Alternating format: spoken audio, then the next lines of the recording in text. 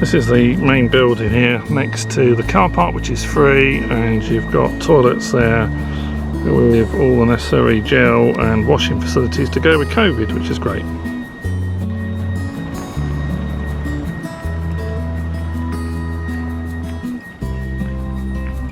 There's 2 car parks, including an overflow in the summer. We're going to head this way, the Saxon Shore Way, which takes us out into the Medway estuary where there are lots of wrecks and things.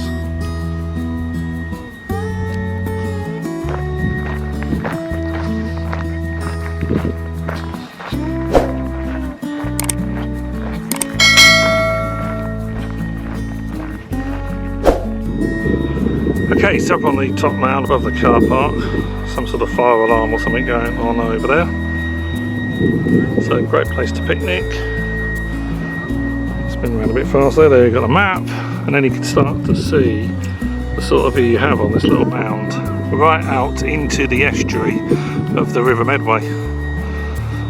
And I say out there's a number of boats that were wrecked over years and years ago, hundreds of years ago. And I don't know if you still can, but certainly a few years ago you could walk out and you could find the pottery from jam jars and preserves from one of the ships that came aground here. I'll see if I can put some details in the description box below. If you get a chance, please give us a like. Don't forget to subscribe. Let's have a look at the Medway estuary.